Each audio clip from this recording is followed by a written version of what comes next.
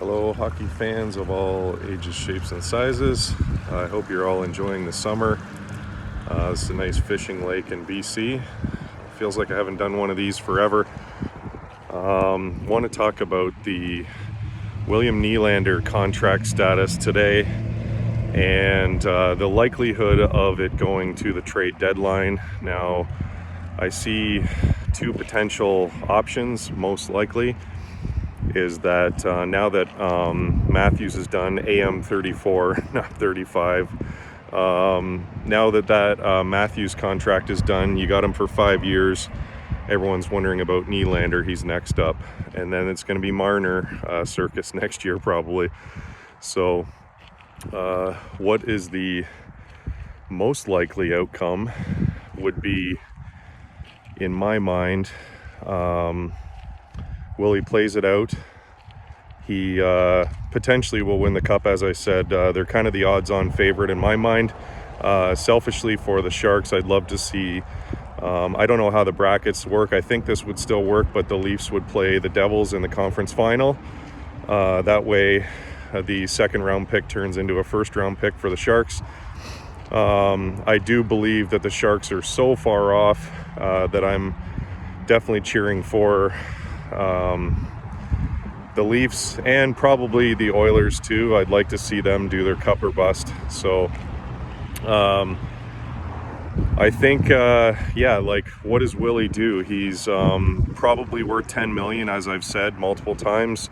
That was based off the Timo Meier contract number. Now Timo got KO'd by Trouba. He seems to be fine. Love Timo, it's no offense. Trouba's a hard-hitting dude. But I don't know, having some security, especially with a concussion like that, is a good thing. And Jack Hughes' number, as some of the guys on TSN Overdrive were talking about, set a pretty low bar for the talent and skill that he has. I want to say he's 8 million and Timo's at 8.8. So I could see something interesting happening at the trade deadline with my Sharks, because I know that Treliving was talking to Greer and team about potentially what they wanted for Karlsson. I don't think they were as keen as Dubas to build another core four in Pittsburgh. I guess to get the deal done with Karlsson, but would have been something else to have him as a Leaf. I don't think Pittsburgh has. They probably have a bit better chance, but they're probably, I'd say, where San Jose was in 2019 when they acquired Karlsson. So they have Jumbo and Marlowe with few years left in the tank, like Crosby and Malkin. So I don't know. I guess it's worth a shot. Definitely, I think they'll make the playoffs. They only missed by, I think, a game or something last year, and that's what got Chicago their pick, I believe, something like that. So I want to run a little trade deadline scenario by you. Let's say hypothetically, this is because I can do it. I'm not the GM. I don't care. It's like the weather, right? It's a beautiful day out. It's likely not going to rain, but it could rain. Nobody cares if you're right or wrong. They just like to hear about it. So I'm going to say this, that Toronto is definitely going to need some defensemen at the trade deadline. And I think that they're going to probably prefer that Willie plays it out, and because they got his goals for, right? And he does show up in the playoffs. So, you know, if he's traded because they see that they're so far apart and he's never going to find a contract, it's going to be a risk for the team acquiring him, obviously, unless they have kind of a gentleman's handshake that they get this signed for 7 years beyond, because I guess I doubt it'd be a sign and trade because they want to sign Willie, and so if they sign him, why would they trade him after? So I think it'd be one of those things where some team will give Willie 10 million, probably 10.5 if he really wanted it. I think 10 million's his number from maybe a vanity standpoint, and 8 years, I don't know, something like that. But Yeah, it could even be 11. Who knows for his number 88. I think that would be probably the high end of the band. So between 10 and 11 million. I think Pasta's around 11 and a half, and Pasta scored 60 goals. I believe he's got a rocket like Matthews, but maybe McDavid's taken it from him. I don't know if but Pasta's definitely taken the torch from Bergeron and Krejci, who were incredible Bruins for all those years, won a cup, etc. So I think the Leafs have a chance to capture the division, in my mind, leveraging their depth at center now with getting Domi, etc., who I think is very versatile. You could put him up on the second line, even on the first line. I want to say my gut says that Bertuzzi's going to be on the top line.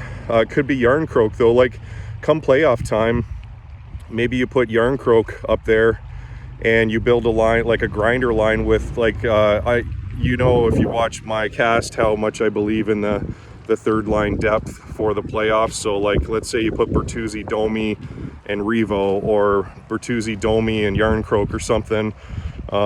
Maybe even like Marner, Domi, and Bertuzzi, and make that the second line, and Tavares slips down to the third line and provides like amazing depth at that point for the playoffs. So you got a lot of options with him still on the books.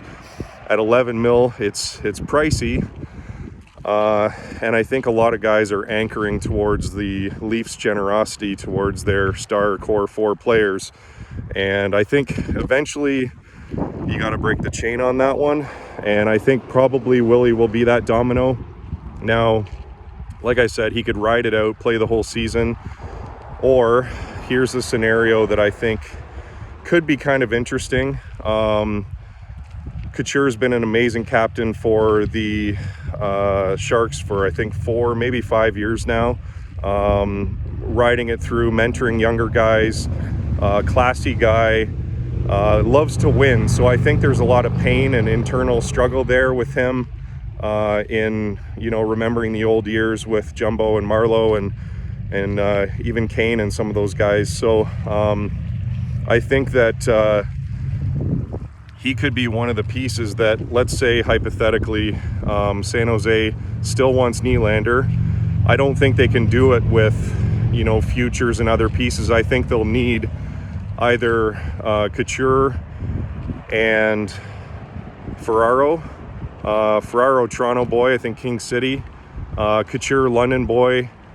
So maybe a Leaf fan, I'm not sure, growing up. If those guys want to win, I don't know how much they want to, like, Couture might want to retire as a Shark instead of the Cup. I don't know. I definitely see Vlasic being that type of personality where he's got a gold medal in 2010 with Jumbo and some of the gang. So he's already won a lot. I could see Vlasic being more the type of personality that would want his entire career being a San Jose Shark, but you never know, right? I think that similarly to a Tkachuk for Huberdeau and Weegar, you might see a William Nylander. I know he's a winger, not a centerman like Tkachuk, and it's arguable that Tkachuk has more utility and grit for the playoffs. I know Willie is a good playoff performer, as I've said. So I would say that to turn that deal for the Sharks, who probably are 2 to 3 years from like a solid turnaround, they're like, the not quite completely tanked out. I'm hoping they get Celebrini or Cole Yzerman this year. And I think there's another Demidov, I think his name is. I think the third pick. I think the Sharks should be going top 3 or bust, or bottom 3 or bust, I guess, this year. Maybe they'll even win the draft lottery, which would be incredible to get Celebrini. Because I don't think they've won the lottery. It would have been interesting, but last year with Bedard, but I think he's in the right place in Chicago, probably help rebuild that franchise. I think Johnny Taves is done. I feel like, what does this guy have to prove? He missed so many games last year, and he wasn't in the thick of it. I want to say that he probably values retirement over coming back to like a team like the Leafs at a minimum contract. Kane is a very interesting one. I totally wish he would go for Buffalo because I think he could push that franchise to the playoffs for the first time in eons since the Hasek era. And I just don't know if there's something there if he doesn't want to do it. I hear him linked with DeBrincat again with the Red Wings, which would be kind of interesting. I think New York Rangers are so cash-strapped. It didn't really work out. I can't see him going back there, to be perfectly honest. So yeah, I think if the Sharks are still, they don't have Karlsson as trade bait, but if they want to get Willie still, and I believe that he could be a turnkey piece to, even if you paid him between 10 and 11, I know he would come in above Hurdle, I think, who's at $8 million a year for a long-term deal. I think maybe Hurdle would become the captain of the team, and Willie would be an assistant if Couture goes the other way. Couture might get a chance to win the Stanley Cup with the Leafs, kind of like a hometown boy kind of thing, as would Mario Ferraro. So that's my trade scenario of interest of the day is trade deadline, Willie for Couture and Ferraro. And we'll see what happens. But yeah, Ferraro's worn an A before, and he's a good leader. I think the Leafs have to do some kind of trades or pull something off to bolster their defense. Willie's scoring would be missed in there, but, you know, having solid defense and playing that more defensive style in closer games than kind of the run and gun that they did with Tampa Bay, you know, I think that can kind of burn you, as Vegas showed with their stock of redwood trees on defense and big, tough, strong guys that, you know, they're comfortable winning a lower scoring game. And then you got guys like Eichel, who if you leave him alone for a minute, he's going to pop one in, or Marchessault, who I kind of called for the MVP. I saw what he did with the Sharks, against the Sharks in that miraculous comeback in 2019. He was a huge piece to that, and he's a shooter, he's a scorer. That guy scores, and he's a clutch. So I think if anything, Marchessault is almost untradeable for Vegas. You got to keep that guy for the end of his career. But who knows what happens? This is hockey. We're in a salary cap era, so you never know.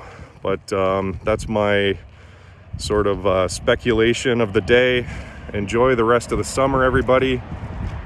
Go fishing. Do whatever you got to do.